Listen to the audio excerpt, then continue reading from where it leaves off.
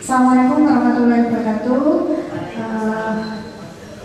Terima kasih Bapak Ibu Guru dan juga teman-teman PPL yang telah berkenan hadir, dan juga yang saya hormati Pak Marno jauh-jauh datang dari Kasatrian untuk mengikuti diseminasi CGP, dan juga nanti kita ada acara sendiri Pak Marno. Mohon izin Bapak Ibu menyampaikan apa yang telah kami dapatkan dari pertemuan dan juga diklat selama kami ikut calon guru penggerak. Di modul 1 ini kami dikenalkan tentang pemikiran tentang ajaran Ki Hajar Dewantara. Jadi Bapak Ibu dan adik-adik pastinya sudah tahu apa ajaran atau apa pemikiran dari Ki Hajar Dewantara ini. Di sini Ki Hajar Dewantara memberikan pesan kepada kita, yaitu tentang ing ngarsa sumtulodo ing madya manungkarsa tuturi handayani. Kita artikan dari satu kalimat. Ing ngarsa sumtulodo yaitu di depan sebagai seorang pemimpin harus memberikan teladan. Kemudian ing madya manungkarsa ini di tengah memberikan bimbingan.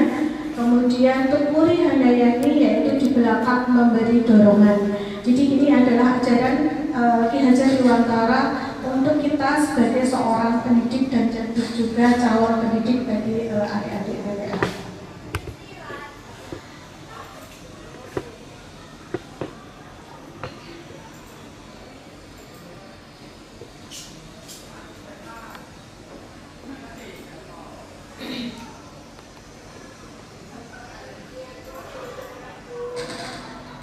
Bapak Ibu, kami juga mau menyampaikan bagaimana kodrat anak. Jadi siswa-siswi kita itu sebagai kita anggap sebagai anak, dalam melakukan pembaharuan yang terpadu, hendaknya selalu diingat bahwa segala kepentingan anak didik kita, baik mengenai diri pribadinya maupun hidup kemasyarakatan, jangan sampai meninggalkan segala kepentingan yang berhubungan dengan kodrat keadaan, baik pada alam maupun zaman. Sementara itu di segala bentuk isi dan wirama itu cara mewujudkannya, hidup dan kehidupannya seperti demikian, hendaknya selalu disesuaikan dengan dasar-dasar dan asas hidup kebangsaan yang bernilai dan tidak bertentangan dengan sifat-sifat kemanusiaan.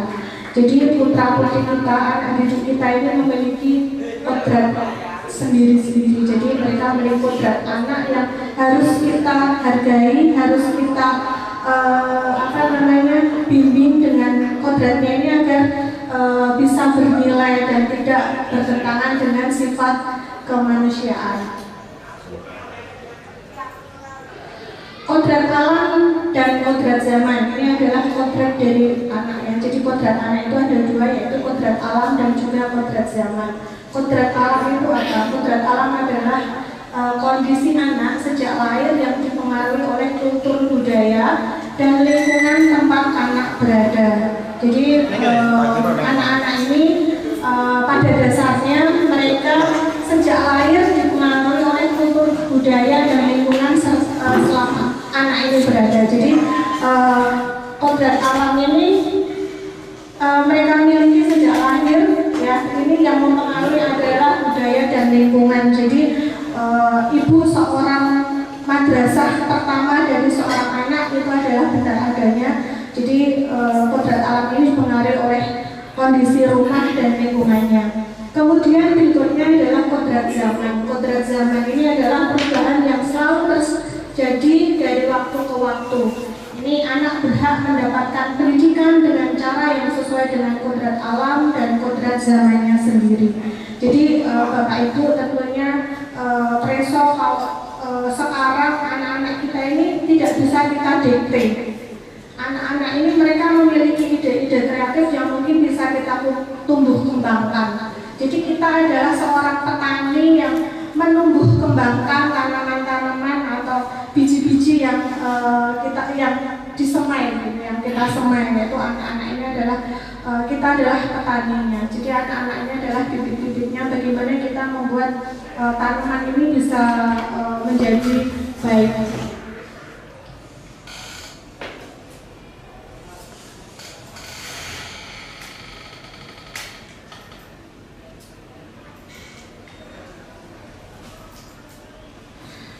Guru sebagai penuntun dalam memerdekakan anak. Jadi kita sebagai guru itu karena kita tahu ada kodrat anak ini tadi. Jadi kita sebagai guru hanyalah sebagai penuntun anak ini mau kemana. Kita yang bukan kita yang bawa anak-anak itu bukan, tapi kita adalah penuntun untuk anak ini mau seperti apa dalam memerdekakan anaknya. Pendidik sebagai seorang pamong dapat memberikan tuntunan agar anak dapat menemukan kemerdekaannya dalam belajar, kemudian menuntun tumbuh atau hidupnya sesuai dengan kekuatan kodrat yang ada pada anak-anak agar dapat memperbaiki lakunya. Memperbaiki lakunya bukan dasarnya, kemudian hidup dan tumbuhnya sesuai kekuatan kodrat anak. Jadi kalau anak-anak mohon maaf nanti yang PKR soalnya mengcap anak ini bocah nakal, ini bocah begal, itu tuh dalam ajaran Ki Hajar Dewantara ini tidak boleh. Oh ini anak kreatif, kita harus menumbuhkan apa yang ada di anak. Jadi kita tidak hanya memandang sisi negatifnya, tapi kita harus memandang sisi positif dari anak-anak tersebut. Untuk mencapai keselamatan dan kebahagiaan yang setinggi-tingginya. Jadi kita adalah sebagai seorang petani, ibaratnya ya sebagai seorang petani, sebagai coach, sebagai pamong. Jadi kita itu adalah penuntun bagi anak-anak tanpa kita memaksakan sesuai dengan apa yang kita mau, tapi sesuai dengan apa yang anak-anak mau, sesuai dengan kemampuan dari anak-anak. Jadi kita itu memaksimalkan potensi anak-anak kita ini. Saya yakin di tempat kita anak-anak kita ini memiliki potensi. Saya mengapresiasi saat Bu Rebini ini bisa membawa anak yang pinginnya sudah PW di rumah, kemudian bagaimana caranya anak ini bisa mencintai lagi jurusannya, mencintai lagi pendidikannya, akhirnya dia mau bergabung lagi untuk sekolah seperti itu ya Bu, yang kasus di kelas 10 kuliner A.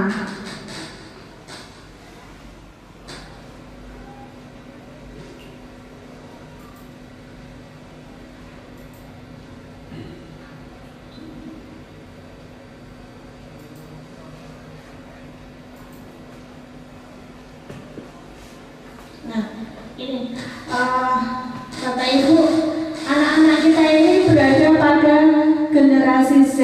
Generasi Z itu apa? Kalau kita mungkin dulu kan masih bukan saya kita, Bapak Ibu, generasi 80-an, 90-an gitu ya.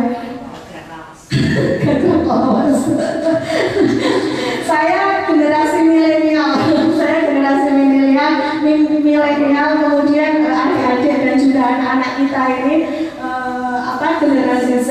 Jadi generasi Z ini pola pendidikannya berbeda Bapak Ibu, beda dengan kita atau kita memandang seperti Bapak Ibu guru kita yang dulu. Anak-anak sekarang itu ketemu kita senyum aja kita sudah wis alhamdulillah itu anak mau senyum sama kita atau bertegur sapa.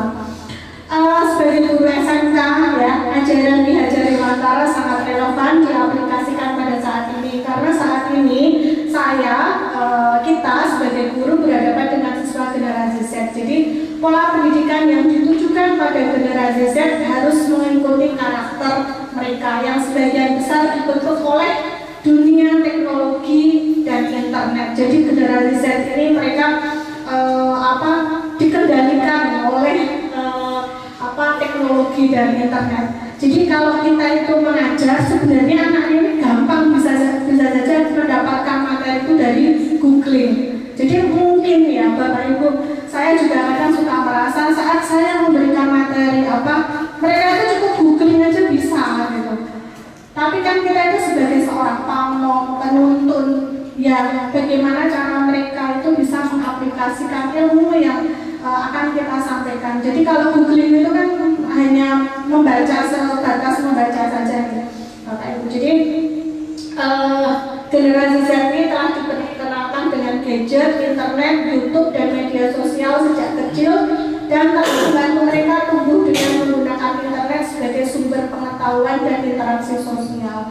Jadi pola pendidikan anak generasi Z ini berbeda dengan generasi sebelumnya, generasi milenial, generasi ini tadi generasi jagaan tadi, gagrak lawas, generasi Z ini sangat berbeda ya. Jadi metode tradisional seperti ceramah itu mereka sudah nggak masuk ke mereka. Jadi saat kita itu memberikan materi sekedar ceramah itu mereka sudah yang aku bisa mendapatkan dari YouTube, bisa mendapatkan dari sosial media atau googling seperti itu.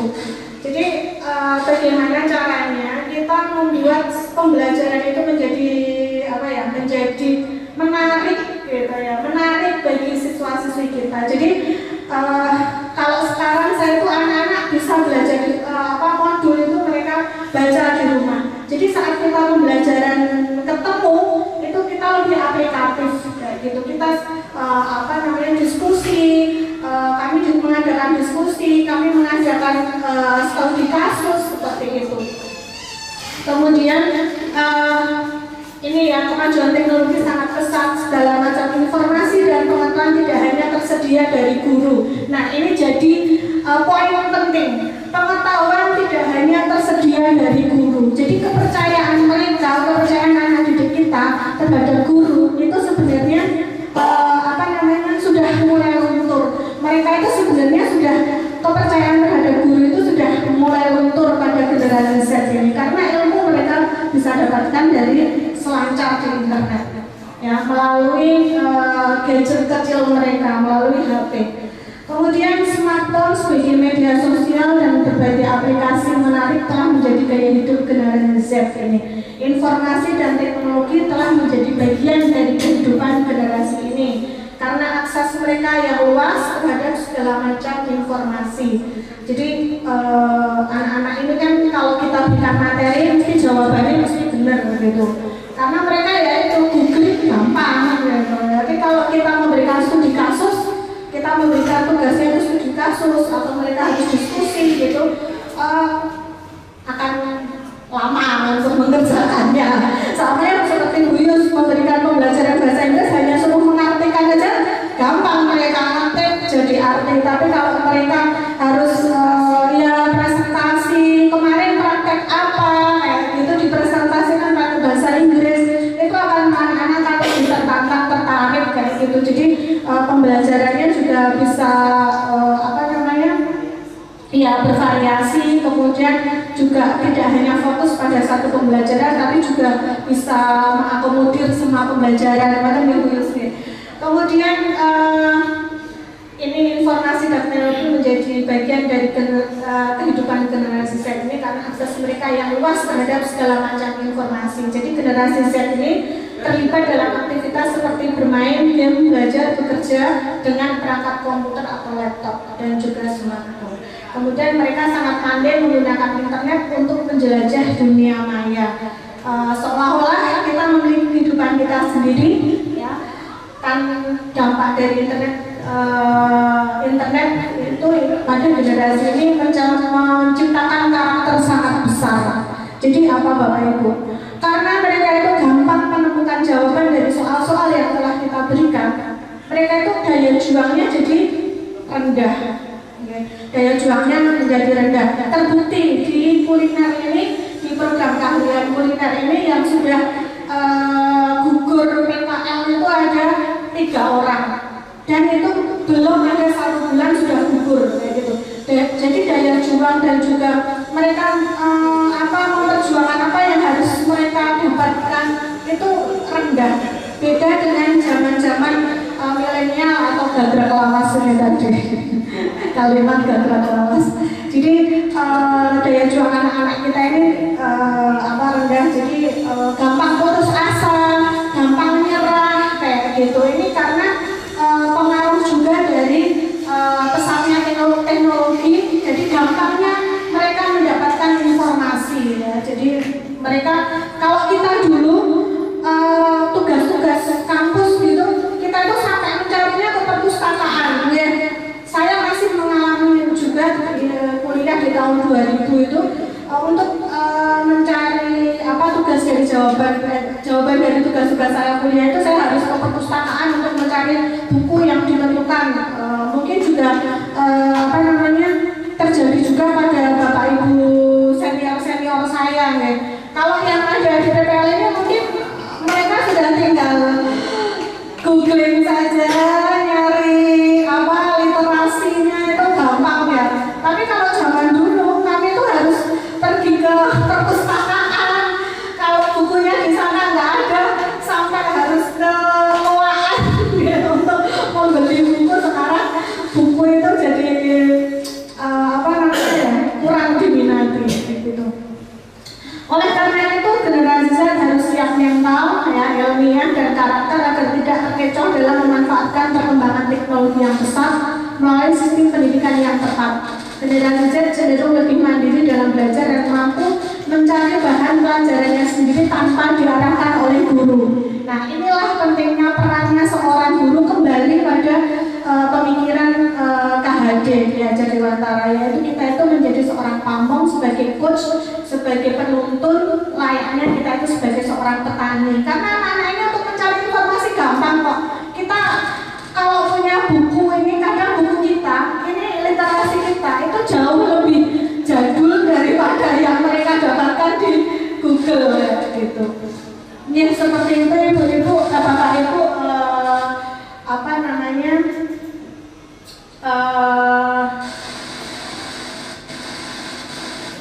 pemikiran dari KHD.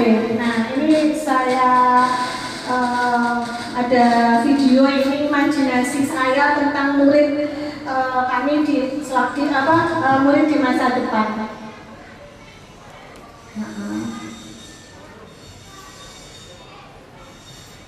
Nah, ini imajinasi saya tentang murid di masa depan, yaitu yang pertama adalah beriman dan bertakwa terhadap Tuhan Yang Maha Esa, kemudian kebinekaan global, mandiri, berjiwa gotong royong, bernalar kritis dan juga kreatif.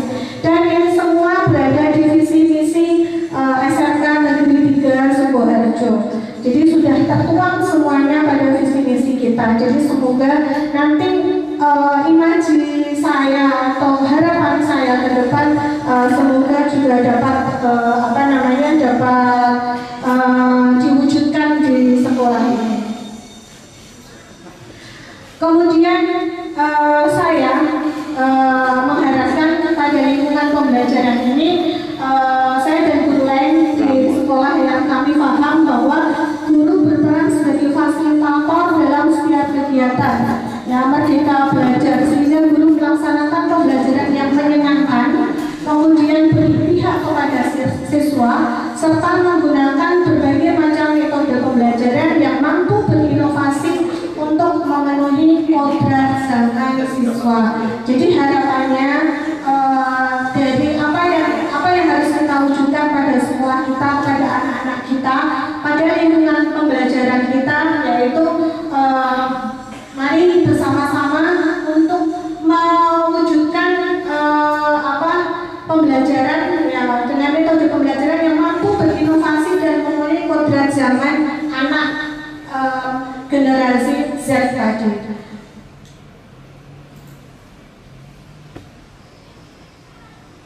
Kemudian peran guru, saya percaya bahwa murid adalah seperti biji tumbuhan yang disemai dan ditanam oleh bapak ibu tani ya, sebagai kita seorang pendidik atau tukang kebun di lahan yang telah disediakan. Jadi anak-anak ini bagaikan bulir-bulir jagung yang ditanam, kemudian bila biji jagung ini ditempatkan di tanah yang subur, tanah subur ini SMK Negeri 3 Sukoharjo ini dengan visi misinya yang bagus, ini adalah sebuah tanah yang subur, kemudian mendapatkan sinar matahari dan pengairan yang baik, maka meskipun biji jagung adalah bibit jagung yang kurang baik atau kurang berkualitas, dapat tumbuh dengan baik karena perhatian dan perawatan dari bapak ibu tani. Ya, jadi artinya murid serta mengutamakan pendidikan yang berpihak pada murid dan memfasilitasi semua kebutuhan siswa dalam setiap kegiatan sekolah. Jadi kita itu pada acara kegiatan di kantor kita tidak boleh mendikte, gitu, tidak boleh memaksakan kehendak siswa, kita hanya sebagai penuntut. Jadi kalau anak-anak ini kita ibaratkan sebagai bulir-bulir jagung, sekolah ini yang memiliki visi-visi yang baik, ibaratnya adalah tanah yang subur ya. Jadi sekolah ini dengan visi-visinya yang baik itu jadi anak-anak ini, bibit-bibit ini tidak salah masuk ke lahan yang subur di sekolah kita ini. Kemudian tinggal kita sebagai seorang Pak Tani atau Bu Tani ini bagaimana menumbuh kembangkan bulir-bulir jagung ini menjadi tanaman jagung yang berbuah lebat, yang memiliki biji yang berkualitas baik, seperti itu Bapak Ibu. Dan mungkin pada sesi berikutnya yaitu kita akan berdiskusi Bapak Ibu, bagaimana Bapak Ibu menanggapi dengan apa yang telah saya sampaikan. Monggo Bapak Ibu kami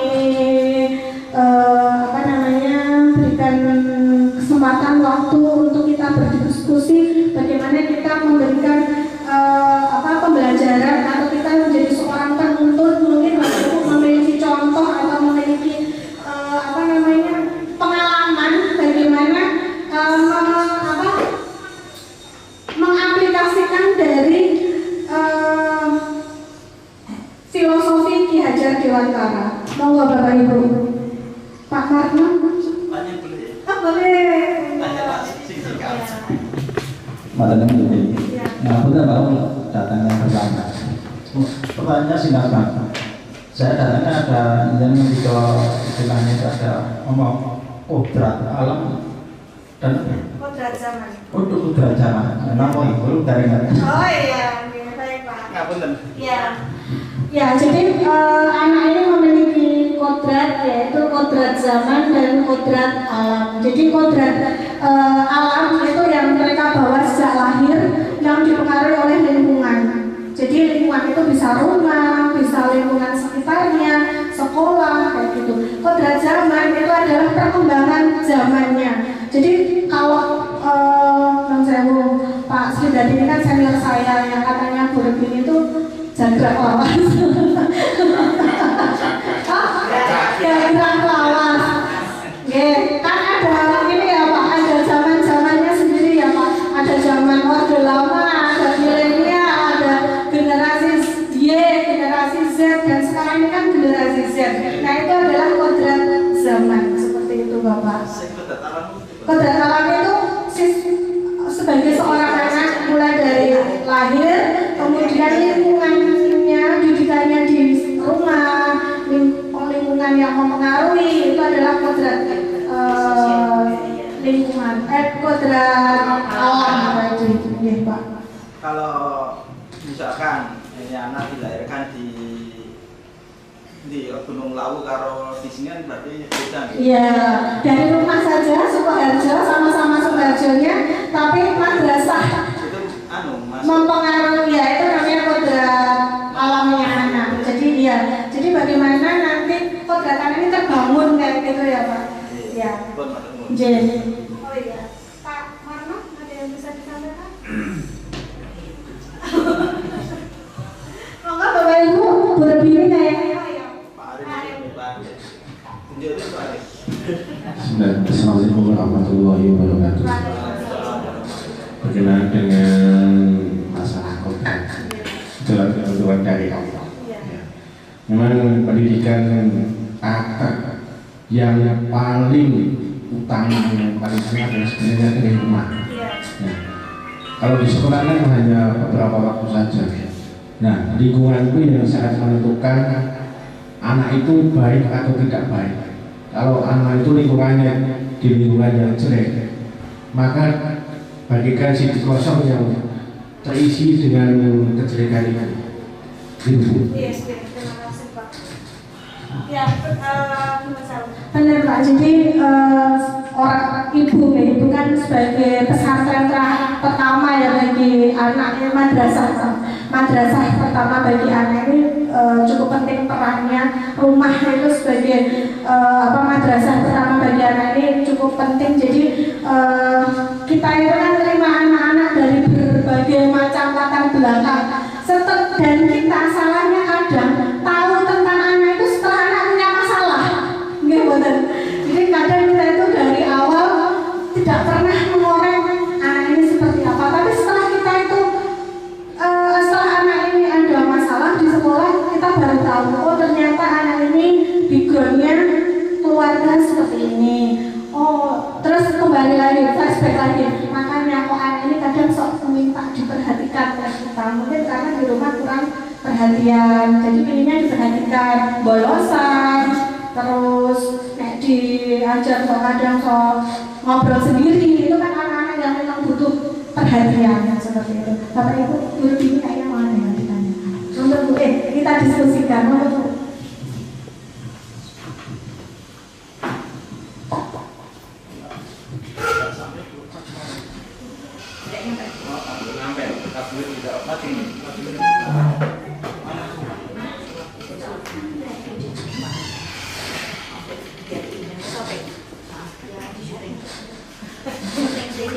langganan gobak itu mati. Assalamualaikum warahmatullahi wabarakatuh. Mohon maaf Bu Dewi, ini mungkin saya ini menanyakan diri saya sendiri karena saya nggak bisa menjawab diri saya sendiri. Tadi Bu Dewi menyampaikan bahwa anak itu mempunyai dua kodrat alam dan kodrat zaman. Sekalipun saya ini terlahir di era gagrak kawas, gitu ya. Tapi saya tetap juga terlahir mempunyai dua kodrat tersebut. Nah, saya terlahir di lingkungan petani karena bapak saya sendiri itu petani, sehingga kodrat alam saya itu adalah di lingkungan petani. Tetapi karena mungkin adanya perkembangan zaman, saya tidak menjadi petani dan saya jadi seorang pendidik. Nah, apakah ini bisa dikatakan bahwa kodrat zaman itu bisa mempengaruhi atau mungkin bisa mengubah adanya kodrat alam? Terima kasih. Terima kasih. Sebuah pertanyaan yang hebat sekali Bu Rubini. Jadi kita itu terlahir memiliki dua kodrat ya, secara otomatis kita terlahir memiliki, kita dulu waktu jadi anak ya, kita itu terlahir punya dua kodrat, yaitu kodrat alam dan juga kodrat zaman. Ini adalah yang mempengaruhi hidup kita kayak gitu. Jadi saat Bu Rubini tadi lingkungan saya adalah seorang petani, mungkin selama tapi didikan di keluarga Bu Rubini ini mungkin sudah didikan yang baik untuk menjadi seorang mungkin ibunya Bu Rubini menjadi seorang madrasah yang baik buat Bu Rubini. Akhirnya Bu Rubini mungkin punya impian juga untuk di lingkungan, mungkin waktu sekolah, SMP, SMA, SMK itu mungkin Bu Rubini ini memiliki impian-impian guru menjadi kok diajar guru itu kok tertarik, mungkin itu ada di masa lalu Bu Rubini atau di mana mungkin pernah tertarik, karena saya juga memiliki ketertarikan pada guru tata busana. Karena guru tata busana saya itu dulu cantik, nerangke pena, nah itu ya sabar, nah itu ya, itu mungkin jadi impian saya untuk menjadi inspirasi yang kadang mungkin itu sudah ini ya, kayak kita itu kadang nggak sadar gitu, tapi ternyata alam mengarahkan kita ke sana seperti itu. Dan akhirnya meskipun keluarga saya adalah seorang guru itu bapak ibu saya seorang guru, tapi kayaknya juga nggak terlalu berpengaruh sekali, karena saat itu saya tahu gaji guru sidik ya, itu zaman dulu itu beda ya sama sekarang. Gajinya sidik. Jadi dulu itu saya sempat nggak kepikiran untuk jadi guru, tapi saya lebih tertariknya pada tata busana, tata buga itu karena dulu gurunya cantik, kemudian sabar dan lengke gitu, itu mungkin jadi saya menjadi tertarik gitu untuk masuk ke tata buga dan tata busana. Dan kodrat zamannya ini yang mempengaruhi kita untuk menjadi seperti seperti apa kita gitu. Mungkin anak-anak kita sekarang ini mereka nggak kodrat zaman apa, mereka dipengaruhi kodrat zamannya jarang yang mau jadi guru, karena mereka sudah menganggap nggak perlu sekolah, mereka sudah mendapatkan apa namanya ilmu di Google tadi, sudah mendapatkan di sosmed tadi, jadi mereka nggak punya impian untuk menjadi seorang guru gitu, karena di kodrat zamannya mereka ini berbeda dengan zaman kita yang dulu misalnya kita jadi guru nyetir gitu. Nah, saya berikan kesempatan seperti itu guru ini. Terima kasih. Bagaimana ya di PPL, monggo ada yang bisa mewakili, kayaknya ada yang tertarik nih, monggo Mas.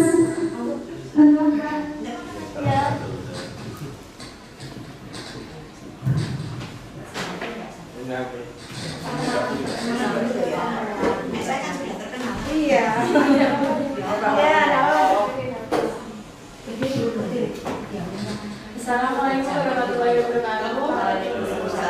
Perkenalkan, nama saya Elisa Febrianti dari Prodi Pendidikan Pancasila.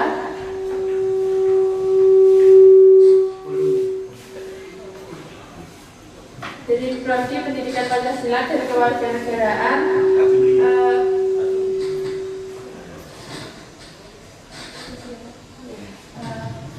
Untuk saya ingin sedikit sharing untuk keinginan jadi guru sekarang kan agak berkurang. Kebanyakan seseorang itu ingin jadi content creator atau apa itu merupakan pengaruh dari kodrat zaman juga. Itu gimana nih Bu caranya untuk memberikan dorongan-dorongan atau seseorang agar seseorang tersebut tertarik sehingga memiliki keinginan untuk menjadi seorang pendidik. Sesungguhnya kalau tidak ada pendidik kan, sesungguhnya pendidik itu kan tidak bisa digantikan. Walaupun materinya bisa digantikan oleh internet atau apa, tapi pembelajaran moralnya kan tidak bisa digantikan oleh itu. Terima kasih. Terima kasih Mbak Elisa. Ya, luar biasa ini. Gini Mbak, jadi kita tadi menjadi seorang guru harus memiliki inovasi. Ya, kita harus berinovasi bagaimana pembelajaran ini menjadi lebih kreatif, lebih siswa lebih senang sama pembelajaran kita. Jadi saya di pembelajaran saya, anak-anak setelah saya tahu tentang filosofi Ki Dewantara ini, sekarang saya itu memberikan pembelajaran ke anak. Ini kalau saya, jadi kan kalau materi modul mereka belajarnya di rumah bisa ya, dibaca bisa. Saat saya bertemuan dengan anak-anak, ini saya malah bikin konten. Iya, saya bikin konten untuk TikTok sama IG. Jadi di kelas 10 ini kan pembelajaran 12 JPL per minggunya. Nah, padahal kita di blog, berarti dalam satu minggu ketemu dengan saya 24 JPL. Itu sudah sangat membosankan kalau kita sebagai guru tidak bisa punya inovasi kreatif untuk membuat pembelajaran yang baik gitu. Saya membentuk siswa itu untuk diskusi. Setelah itu mereka memilih materi apa yang akan kalian share untuk dunia luar ini. Nah, mereka membuat konten itu kalau kemarin ini saya kan di dasar kuliner. Ambil satu aja hal yang bisa kalian jadikan konten. Dan ini membuat anak-anak ini tertarik untuk mengikuti pembelajaran saya. Dan saya berharap anak-anak ini juga memiliki impian juga menjadi seorang guru. Ternyata seorang guru juga asik, ini bukan hanya kita hanya ceramah, mereka mendengarkan, itu sangat membosankan bagi anak-anak generasi Z. Jadi kita bikin pembelajaran itu lebih asik gitu aja dulu ya. Dengan kita berikan pembelajaran yang lebih asik, siswa itu jadi lebih senang. Jadi lebih senang ke kita, lebih senang masuk ke jam pembelajaran kita. Mereka tidak merasa di pressure kayak gitu. Jadi anak-anak ini di kelas 10 kuliner ya, mereka sudah memiliki akun TikTok untuk share materi sesuai dengan ide-ide mereka. Jadi saya memberikan kebebasan, ya terserah kalian bikin idenya seperti apa. Dan ternyata mereka akan lebih mudeng dengan materinya, karena beberapa kali mereka harus baca teks untuk bikin video. Nah ini jadi mereka lebih paham. Terus kemudian yang nextnya ini ada yang saya berikan, kan di pembelajaran itu di kuliner dasar itu ada K3, maaf, di keamanan pangan. Di keamanan pangan ini kan seorang chef mau masuk ke kitchen itu kan harus cuci tangan yang benar kayak gitu. Saya minta anak-anak itu bukan hanya sekedar membaca, tapi mereka harus bisa melakukan bagaimana cuci tangan yang baik, videoin kayak gitu. Terus kemudian diunggah ke TikTok kayak gitu, atau di IG. Dan di kelas 10 kuliner ini sudah memiliki TikTok. Mohon izin ya Bu Gini kalau anaknya ini sudah suka berTikTok. Tapi sebetulnya udah yang joget-joget saja, tapi ada ilmu di sana. Anak-anak ini buat konten. Jadi kita bikin suasana kelas itu asik dulu. Anak itu tertarik sama kita. Nanti pembelajaran itu akan tetap masuk gitu. Jadi lebih kreatif, inovatif untuk menciptakan pembelajaran yang oke gitu. Jadi anak-anak lebih tertarik gitu untuk ternyata pembelajarannya nggak membosankan nih. 24 JPL loh. Sama saya selama 1 minggu. Itu sangat membosankan sekali. Kalau kemarin itu pokoknya 1 hari itu full. Setiap hari Selasa saya full sama anak-anak 12 JPL. Itu kalau pembelajarannya hanya saya berikan materi, diterangkan, model ceramah, itu nggak akan masuk ke anak-anak. Bosan mereka, ngantuk karena nggak ada prakteknya. Jadi anak-anak saya bebaskan untuk membuat konten seperti itu. Ada yang lain mungkin yang bisa didiskusikan Bapak Ibu? Sudah? Ya, terima kasih Bapak Ibu untuk waktunya, kesempatan untuk saya menyampaikan apa yang telah saya dapatkan selama mengikuti pelatihan calon guru penggerak. Semoga bermanfaat apa yang telah saya sampaikan, dan semoga kita bisa memerdekakan anak dan juga bisa menjadi seorang coach sebagai seorang petani yang bisa menumbuh kembangkan bibit-bibit yang telah disemai di lahan subur SMK Negeri 3 Sukoharjo. Tepuk tangan untuk kita semua. Saya akhiri, assalamualaikum warahmatullahi wabarakatuh.